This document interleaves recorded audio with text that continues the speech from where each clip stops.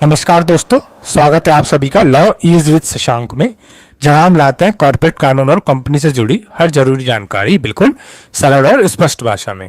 आज के इस वीडियो में हम बात करेंगे 1% कंपनी यानी ओपीसी के बारे में, जो छोटे उद्यमियों और स्टार्टअप्स के लिए एक बेहतरीन कॉर्पोरेट स्ट्रक्चर है।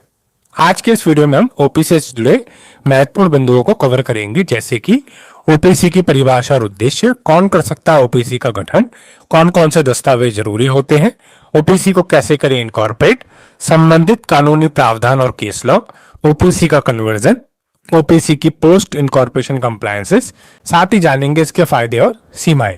तो दोस्तों, अगर आप एक उद्यमी हैं या कंपनी कानून में रुचि रखते हैं तो ये वीडियो आपके लिए बेहद उपयोगी होने वाला है। वीडियो शुरू करने से पहले अगर आपने अब तक हमारे channel law is with Shashank को सब्सक्राइब नहीं किया है तो इसे अभी सब्सक्राइब कर लीजिए और बेल आइकन को जरूर दबाइए ताकि आपको मिलती रहे हर नई जानकारी सबसे पहले। तो चलिए अब बिना देरी के शुरू करते हैं आज का वीडियो। तो दोस्तों, चलिए वीडियो की शुरुआत करते हुए जानते हैं कि 1% कंपनी का जो अधिनियम है वो कब लागू किया गया और ये क्यों लाया गया। तो दोस्तों, जो 1% कंपनी का जो अधिनियम था वो आपका जब कंपनी एक्ट 2013 लागू हुआ 1 अप्रैल 2014 से, तभी ये जो आपका लागू किया गया। और देखिए, इसका उद्देश्य बेसिकली ये था कि कोई भी व्यक्ति अकेले भी एक कंपनी के रूप में अपना व्यवसाय शुरू कर सके। तो जैसा कि आप जानते हैं कि कंपनी शुरू करने से पहले ना कम से कम 2 निदेशक यानी डायरेक्टर और 2 शेयर होल्डर्स की जरूरत होती है, लेकिन जो 1% कंपनी है उसके अंदर एक व्यक्ति भी अकेले कंपनी बना सकता है, जो पहले जबकि आपका संभव नहीं था। ठीक है, अब देखिए इसके लाने के कारण क्या क्या थे जो लाया गया है, और अगर जब ये लाया गया तो इससे क्या क्या फायदे हुए। पहला तो जो लिमिटेड लाइबिलिटी हुआ यानी सीमित दायित्व हुआ, है ना, व्यक्तिगत संपत्ति सुरक्षित रहती है जो भी आपका पर्सन होता है उसकी। ठीक है, ईज ऑफ कंप्लायंस रहता है, नियम और प्रक्रिया सरल रहती है और पूरा नियंत्रण रहता है, नहीं पूर्ण नियंत्रण, पूरा व्यवसाय एक ही व्यक्ति के नियंत्रण में रहता है। ठीक है, और किस किस के लिए होता है ओपीसी, या आपका जो स्टार्टअप शुरू करना चाहते हैं, ठीक है, या जो फ्रीलांसर है या छोटे स्तर पर जो बिजनेस शुरू कर रहे हैं, है ना, और कॉर्पोरेट में अपनी पहचान चाहते हैं, तो बेसिकली वो इसको आपको इनकॉर्पोरेट करते हैं। ठीक है, और ओपीसी क्या है? ओपीसी एक ऐसा माध्यम है जो स्वायत्त फर्म यानी सोल प्रोप्राइटरशिप और प्राइवेट कंपनी के बीच की दूरी को मिटाता है। कैसे मिटाता है? ये छोटे उद्यमियों को कॉर्पोरेट कर देता है, सुरक्षा देता है, जो वो भी बिना किसी भागीदारी के, है ना। इसमें एक बंदा इसको शुरू कर सकता है और आपका जो है कंपनी वाले फायदे ले सकता है। ठीक है, तो दोस्तों ये था हमारी ओपीसी से रिलेटेड वीडियो का इंट्रोडक्शन। तो चलिए आगे और इसके बारे में जानते हैं। तो चलिए दोस्तों, अब बात करते हैं स्टैट्यूटरी प्रोविजंस जो डिफाइन करते हैं ओपीसी यानी 1% कंपनी को। ठीक है, तो सबसे पहले हम बात करेंगे सेक्शंस की। तो कौन कौन सेक्शन इसमें डील करते हैं? पहला है सेक्शन 2 सब सेक्शन 62। तो क्या कहता है सब सेक्शन 2 सब सेक्शन 62? वो ये बोलता है कि 1% कंपनी की डेफिनेशन के बारे में। ठीक है, तो क्या है 1% कंपनी की डेफिनेशन? 1% कंपनी का जो अर्थ है वह मतलब डेफिनेशन है, वो ये कहती है कि ऐसी कंपनी जिसमें केवल एक ही व्यक्ति सदस्य यानी मेंबर होता है। ठीक है, तो ये इसकी डेफिनेशन हो गई। अब इसमें हमें क्या ध्यान देने वाली बात है? इसमें देखिए, इसमें मेंबर जो होगा वह व्यक्ति होगा जो कंपनी के एमए यानी मेमोरेंडम ऑफ एसोसिएशन में शामिल होगा, यानी उसको सब्सक्राइब करेगा। ठीक है, और इसमें एक ही व्यक्ति शेयर धारक यानी शेयर होल्डर होता है, तो वही कंपनी का मालिक माना जाता है। और इसमें सबसे इंपॉर्टेंट चीज है वो जो भी आपका शेयर होल्डर होगा वो आपका इंडियन रेजिडेंट होना चाहिए, यानी फॉरेन रेजिडेंट या एनआरआई इसके अंदर पार्टिसिपेट नहीं कर सकता। अब हमारा दूसरा सेक्शन है section 3 sub section 1 clause C. तो ये क्या बताता है? ये बताता है इनकॉर्पोरेशन से रिलेटेड जो है ओपीसी की। ठीक है, क्या बताता है? A company may be formed for any lawful purpose by 1% where the company to be formed is to be 1%। ठीक है, तो यानी कोई भी एक सदस्य जो है, यानी कोई भी एक व्यक्ति कंपनी अधिनियम के तहत, ठीक है, एक सदस्य के रूप में एक ओपीसी ही स्थापित कर सकता है। ठीक है, दूसरा वह है कंपनी का कैसी मानी जाएगी? वो कंपनी मानी जाएगी आपकी प्राइवेट कंपनी के रूप में मानी जाएगी। ठीक है, और उसको उसी तरीके से रजिस्टर किया जाएगा जैसे किसी अन्य तरीके यानी किसी अलग तरीके दूसरे तरीके की प्राइवेट कंपनी को रजिस्टर किया जाता है। ठीक है, तो ये थे हमारे sections related to the OPC. अब हम बात करेंगे इसमें रूल्स कौन कौन से आपके गवर्न करते हैं और डील करते हैं। चलिए दोस्तों, अब जानते हैं कि कौन कौन से रूल्स ओपीसी को गवर्न करते हैं। ठीक है, तो जैसे कि आप देख पा रहे हैं रूल 3, रूल 4, रूल 10 to 12 तक आपका डील करते हो ओपीसी में, ठीक है। तो जो रूल 3 है वो आपका किस में डील करता है? रूल 3 आपका डील करता है eligibility, restrictions and condition for forming OPC, ठीक है। यानी कि ओपीसी की पात्रता को वो डिफाइन करता है। अगर इसको हम मतलब संक्षेप में जाने तो इसमें बेसिकली देखा जाता है कौन ओपीसी बना सकता है और उसकी शर्तें क्या क्या होती है, ठीक है। फिर आपका है रूल 4 यानी nomination by the sole member, ठीक है, यानी कि नॉमिनी के बारे में। तो रूल 4 हमारा बताता है नॉमिनी की नियुक्ति, सहमति और उसका परिवर्तन, ठीक है। और अब है रूल 10 और रूल 12। तो रूल 10 क्या बताता है? रूल 10 आपका बताता है प्रोसीजर फॉर नेम रिजर्वेशन, यानी कि कंपनी के नाम के लिए आवेदन और उसकी क्या क्या शर्तें होती है, ठीक है। फिर आपका रूल 12 जो बताता है प्रोसीजर फॉर इनकॉर्पोरेशन, यानी रजिस्ट्रेशन के लिए फॉर्म की क्या प्रक्रिया होती है और इसके लिए कौन कौन से आपका फॉर्म यूज होता है कंपनी के गठन के लिए। तो ये थी हमारी जो है सेक्शंस और रूल्स जो गवर्न करते हैं ओपीसी को।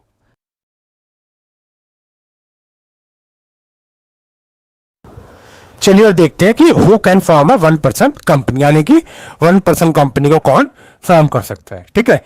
तो जैसे कि आप देख पा रहे हैं रूल 3 सब rule 1 of the companies incorporation rule 2014 में यह डिफाइंड है कि कौन कौन पर्सन जो है फॉर्म कर सकते हैं 1% कंपनी को, ठीक है। सबसे पहला क्या है? Only a natural person who is an Indian citizen and resident in India is eligible, यानी कि नेचुरल पर्सन होना चाहिए, आदमी ही, यानी कि एक जीवित आदमी होना चाहिए। दूसरा इंडियन सिटीजन होना चाहिए और तीसरा रेजिडेंट ऑफ इंडिया होना चाहिए, ठीक है। मतलब फॉरेन सिटीजन इसके अंदर नहीं चलेगा, ठीक है। और दूसरा भारत का मूल निवासी होना चाहिए जो आपका 1% कंपनी को फॉर्म करने के लिए एलिजिबल है, ठीक है। तीसरा इसके अंदर जो था वो था रेजिडेंट इन इंडिया। अब यहाँ पे रेजिडेंट इन इंडिया का मतलब है कि एक पर्सन जो इंडिया में कम से कम 120 दिन रहा हो इमीडिएटली प्रीसीडिंग फाइनेंशियल ईयर में, ठीक है। यानी कि अगर हम आज जो है कंपनी इनकॉर्पोरेट कर रहे हैं तो यानी प्रीवियस यानी 24-25 फाइनेंशियल ईयर में वो पर्सन कम से कम जो शेयर होल्डर बनेगा इसका, ठीक है, वो 120 दिन कम से कम इंडिया में रहा हो, तभी वो रेजिडेंट इन इंडिया कहलाएगा और इस जो है कंपनी को बनाने के लिए एलिजिबल होगा, ठीक है। Second, a person can not incorporate more than 1 OPC और become a nominee in more than 1 OPC, ठीक है। यानी कि अगर मेरे को कोई भी ओपीसी इनकॉर्पोरेट कर रही है तो मैं जो है मिनिमम और मैक्सिमम एक ही ओपीसी इनकॉर्पोरेट कर सकता हूं, ठीक है। या फिर अगर मैं किसी ओपीसी में नॉमिनी बनता हूं तो मैं एक से ज्यादा ओपीसी में नॉमिनी नहीं बन सकता हूं, ठीक है। तो ये बात आपको मतलब ध्यान रखने योग्य है कि आप एक से ज्यादा किसी में ओपीसी नहीं बना सकते और दूसरा नॉमिनी नहीं बन सकते, ठीक है। तीसरा, एक ओपीसी जो है वो आपका कैन नॉट बी इनकॉर्पोरेटेड और converted into a company under section 8, ठीक है। और जो ओपीसी जो भी इनकॉर्पोरेट होगी वो आपका as a private limited incorporate होगी, ठीक है। जब आप उसको कन्वर्ट करेंगे तो भी वो आपका प्राइवेट लिमिटेड में कन्वर्ट होगी, उसको आप सेक्शन 8 के अंदर इनकॉर्पोरेट या कन्वर्ट नहीं कर सकते हैं, ठीक है। और सबसे लास्ट और जो मेन इंपॉर्टेंट चीज, जो ओपीसी है कंपनी, वो आपका नॉन बैंकिंग फाइनेंशियल इन्वेस्टमेंट यानी एनबीएफसी की एक्टिविटीज नहीं कर सकती, यानी बैंकिंग एक्टिविटीज वो नहीं कर सकती है जिसमें आपको आरबीआई की अप्रूवल लेनी होती है, ठीक है जी। तो ये था हमारा कि who can form a 1% company. और हम देखते हैं कि कौन कौन से डॉक्यूमेंट्स रिक्वायर्ड होते हैं जब हम ओपीसी को बनाते हैं, ठीक है। सोल मेंबर के लिए और डायरेक्टर के लिए, ठीक है। देखिए इसमें मेंबर तो एक ही हुआ लेकिन डायरेक्टर एक से ज्यादा भी हो सकते हैं, ठीक है ना। तो उसमें आप कंफ्यूज मत होइएगा कि मेंबर और डायरेक्टर एक एक रहेंगे, इसमें मेंबर एक होगा पर डायरेक्टर आप 2, 4, 6, 8 रख सकते हैं, उसमें कोई इशू नहीं है। तो क्या क्या डॉक्यूमेंट रहेंगे? सबसे पहले आपका पैन कार्ड, आधार कार्ड, ठीक है, पासपोर्ट अगर आप एनआरआई हैं डायरेक्टर के केस में, सिर्फ मेंबर के केस में नहीं, voter ID, driving licence, ID proof के लिए, लेटेस्ट यूटिलिटी बिल और बैंक स्टेटमेंट, ठीक है, 2 महीने से ज्यादा पुराना नहीं होना चाहिए। यह आपका एज ए एड्रेस प्रूफ रहेगा। पासपोर्ट साइज फोटोग्राफ जो है आपके मेंबर और डायरेक्टर जो रहेंगे उनकी, और उनका डीएससी, ठीक है। ये मेजर डॉक्यूमेंट है आपके कि जब आप कंपनी इनकॉर्पोरेट करेंगे तो उसके अंदर ये डॉक्यूमेंट आपको रिक्वायर्ड होंगे। आप देखते हैं कि रजिस्टर्ड ऑफिस के लिए कौन कौन से डॉक्यूमेंट्स रिक्वायर्ड होंगे, ठीक है। पहला electricity bill, property tax certificate या वाटर बिल, ठीक है। इन तीनों में से कोई भी एक लेटेस्ट होना चाहिए, ठीक है। अगर आपका रेंट एग्रीमेंट है तो रेंट एग्रीमेंट आपका नोटराइज होना चाहिए।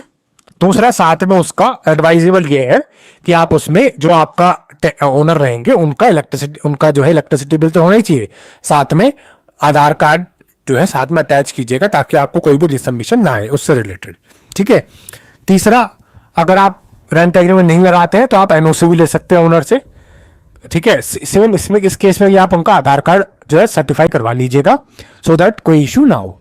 ठीक है। और एडिशनल डॉक्यूमेंट्स क्या क्या हो सकते हैं एज ए डायरेक्टर बनने के लिए? Consent to act as director DIR 2, ठीक है, एफिडेविट और डिक्लेरेशन INC 9 के अंदर, जिसमें आपका शेयर होल्डर्स की जो है आप जाता है, ये तो वैसे भी ऑनलाइन फॉर्म है आपका। ठीक है। तीसरा INC 3 आपका नॉमिनी कंसेंट, ये भी ऑनलाइन होगा बट इसमें आपको एड्रेस प्रूफ और ID प्रूफ रखना पड़ेगा नॉमिनी का।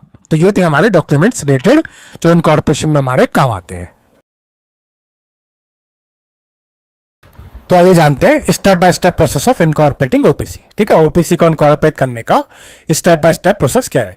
तो जो स्टेप 1 है हमारा वो होगा पहले ऑब्टेन DSC यानी डिजिटल सिग्नेचर को लेना। ठीक है। ये बेसिक आपकी नीड है DSC लेना। तो एडवाइजेबल ही होगा कि आप सबसे पहले अपना DSC बनवा लें। ठीक है। ताकि आपको बाद में कोई इशू ना आए जब आप फॉर्म सर्टिफाई करें। ठीक है। तो सबसे पहला स्टेप क्या होगा, हम DSC को ऑब्टेन कर लेंगे। दूसरा, अगर आप सिर्फ नेम रिजर्वेशन के लिए जाते हैं, ठीक है, मतलब आप इनकॉर्पोरेशन पार्ट बी में अप्लाई नहीं करते, सिर्फ पहले अपना नेम रिजर्व करते हैं, तो आप स्पाइस पार्ट ए फाइल करेंगे MCA पोर्टल से। ठीक है। अपना आपको एक यूनिक नेम आप सर्च करेंगे जो जिसमें कोई कॉपीराइट ना हो, ट्रेडमार्क ना हो, या फिर वो नेम ऑलरेडी किसी ने उस नेम से कंपनी ना हो या उस नेम से कोई नेम ऑलरेडी रिजर्व ना हो। ठीक है। तो यूनिक नेम आप लें उसके अंदर। उसके बाद आप spice part A run service से उसको अप्लाई कर दें। ठीक है। 1000 रुपीज इसकी फीस होती है। हाँ, अप्लाई कर दीजिए। जैसे आपका ये आ जाएगा उसके 20 डेज तक वो वैलिड होता है आपका नेम। आप उसे चाहे तो एक्सटेंड कर सकते हैं 60 डेज तक। ठीक है। तो हमारा दूसरा स्टेप जो है वो तब है कि जब हम सिर्फ और सिर्फ नेम रिजर्वेशन के लिए जाएंगे। ठीक है।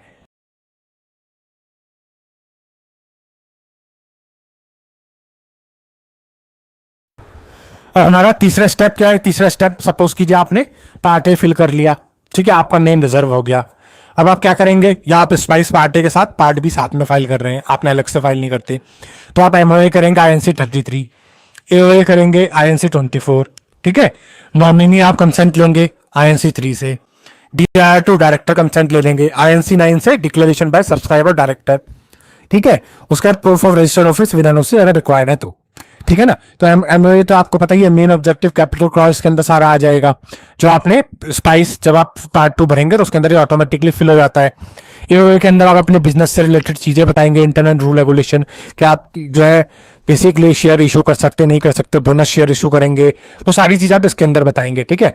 नॉमिनी कंसेंट, आपका जो नॉमिनी होगा दैट के बाद वो उसके अंदर अपनी कंसेंट देगा। बाकी डायरेक्टर कंसेंट और डिक्लेरेशन, आपका सब्सक्राइबर, ये सारी चीजें इसके अंदर इंक्लूड हो जाएगी। ठीक है। तो जैसे हमने स्टेप 3 तक देख लिए, हमने पार्ट ए फाइल कर लिया। ठीक है। उसके बाद पार्ट बी अपने डॉक्यूमेंट्स रेडी कर लिए। उसके बाद अब स्पाइस पार्ट बी फाइल करेंगे। ठीक है। उसके बाद उसमें ऑलरेडी हमने देखा था 33, 34, INC 9, INC 3, ठीक है, DIR 2, DIR 8, DIR 9, सारी चीजें हमने रेडी कर ली।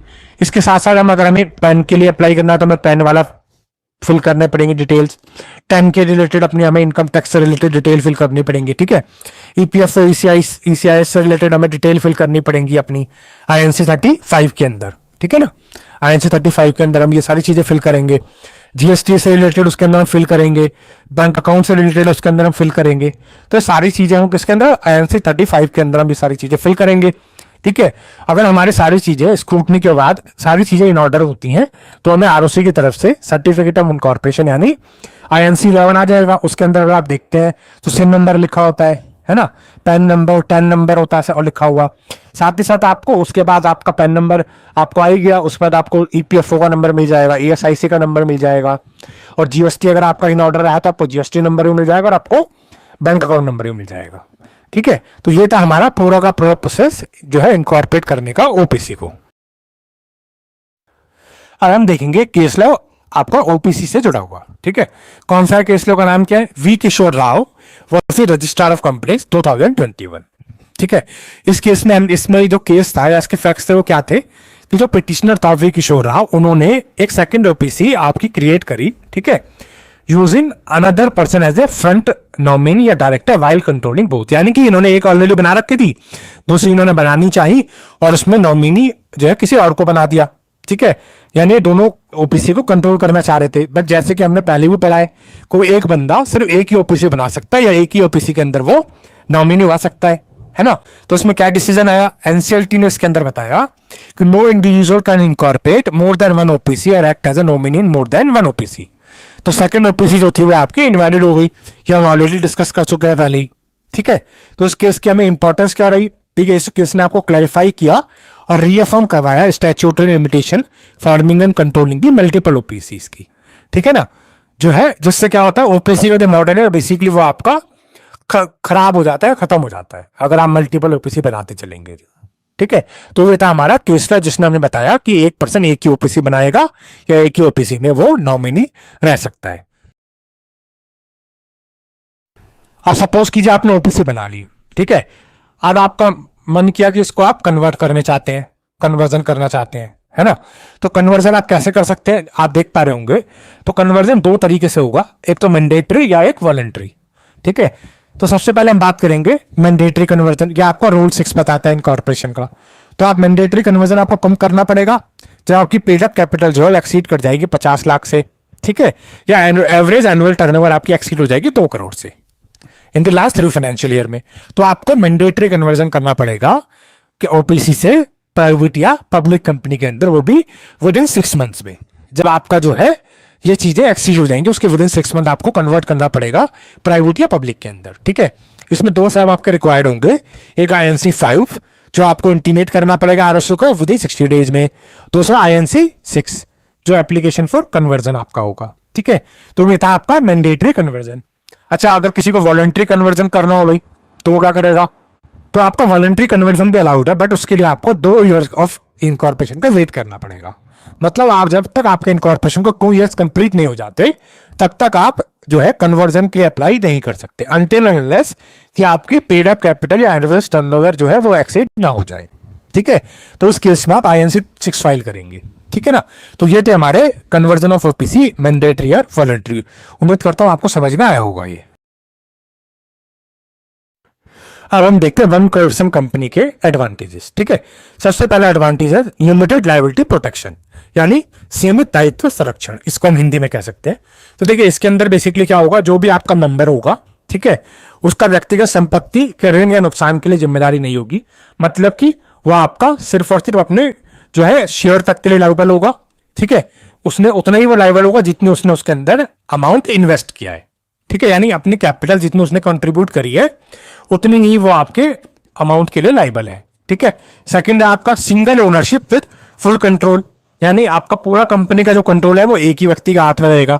आपका डिसीजन मेकिंग में भी कोई आपको इंटरफेयर नहीं करेगा। उससे क्या होगा, उससे आपका जो कंपनी को रन करने में आपको, आपका डिसीजन लेने में आपको जो है ज्यादा जल्दी होगी। ठीक है, आप उससे इजी डिसीजन ले सकते हैं। ठीक है, फिर थर्ड है सेपरेट लीगल एंटिटी। तो सेपरेट लीगल एंटिटी मतलब देखिए प्रोप्राइटरशिप भी एक सिंगल बंदा चला सकता है, ओपीसी भी सिंगल बंदा चला सकता है, बट जो कंपनी के रूप में आप फायदे ले सकते हैं ओपीसी के अंदर वो आप प्रोप्राइटरशिप में नहीं ले सकते। ठीक है, तो इसमें मेन क्या रहा, सेपरेट लीगल एंटिटी, यानी कि ओपीसी मतलब एक अलग तरीके का आपका पहचान रखेगी।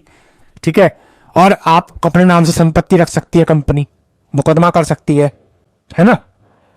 इसमें आपका मेंबर और कंपनी अलग अलग हो जाएगी, तो सेपरेट लीगल एंटिटी हो गया। फोर्थ आपका हो गया लेबर कंप्लायंस बर्डन, यानी कि आपका इसके अंदर जो कंप्लायंस है वो आपका in comparison to private limited या पब्लिक लिमिटेड के कंपैरिजन में कम होगा, तो ये भी इसका एक बेनिफिट हो गया। तो सबसे लास्ट पॉइंट क्या है, एक्सेस टू फंडिंग, है ना। इसमें आपको लोन और जो इन्वेस्टमेंट है उसकी संभावना आपकी बढ़ जाएंगी। और लास्ट क्या है, बेटर बिजनेस क्रेडिबिलिटी, है ना। देखिए प्रोप्राइटरशिप के कंपैरिजन में ओपीसी में आपकी अधिक मतलब ट्रस्टवर्दी ज्यादा होगी। अगर वो ट्रस्टवर्दी ज्यादा होगी तो उससे आपको अधिक पहचान और भरोसा होगा। ठीक है, जिससे क्लाइंट और वेंडर्स का आप विश्वास बढ़ेगा। ठीक है ना, तो उसका अगर हम एडवांटेजेस को हम समराइज करें तो ये बोल सकते हैं कि ओपीसी एक आपका ऐसा मॉडल है जो यानी सिंगल मेंबर को जो है कॉर्पोरेट आपके एडवांटेजेस देता है, जिसमें कि आपकी जटिलता भी कम होती है और जोखिम भी आपका कम होता है। उम्मीद करता हूं कि आपको एडवांटेजेस जो है वो समझ में आए होंगे।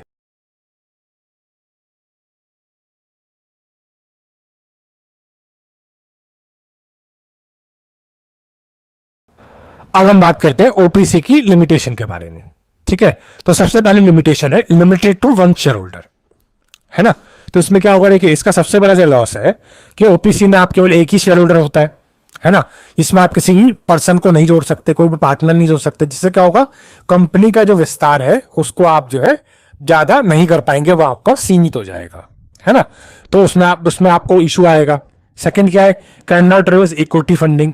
तो आप क्या कर सकते, क्योंकि एक मेंबर है, एक ही शेयर धारक है, तो आप इसमें इक्विटी फंडिंग नहीं कर सकते। इससे क्या होगा, जो बड़े इन्वेस्टर है उनको आप शेयर इशू नहीं कर सकते और उससे आपको इन्वेस्टमेंट मिलना मुश्किल हो जाएगा। ठीक है। थर्ड क्या है, सेक्शन 8 कंपनी एनबीएफसी के रूप में आप काम नहीं कर सकते, है ना। कंपनी आपका एनजीओ नहीं बना सकती और आपका सेक्शन 8 कंपनी के रूप में काम नहीं कर सकती और एनबीएफसी के रूप में काम नहीं कर सकती। ये भी आपका एक बहुत बड़ा डिसएडवांटेज है। चौथा क्या है, मैंडेटरी कन्वर्जन है। अगर आपकी पेड अप कैपिटल, जैसा हमने डिस्कस किया था, 50 लाख से ज्यादा हो जाए, टर्नओवर 2 करोड़ से अधिक हो जाए, तो आपको उसको कन्वर्ट करना पड़ेगा प्राइवेट या पब्लिक लिमिटेड कंपनी में। ये भी इसका डिसएडवांटेज है। तो सबसे बड़ा डिसएडवांटेज है वो क्या है, कोई भी फॉरेन ओनरशिप आप नहीं ले सकते उन कॉर्पोरेशन में, है ना। सिर्फ और सिर्फ आपका भारतीय निवासी यानी इंडियन रेजिडेंट ही हो सकता है, आपको भी एनआरआई को भी नहीं ले सकते। तो ये थी हमारी बेसिकली लिमिटेशंस ओपीसी से रिलेटेड। ठीक है। तो देखिए इसमें अगर कुछ उद्यम मतलब जो हमारे उद्यमी है उनको कुछ फायदे हैं तो उसका कुछ नुकसान भी है ना।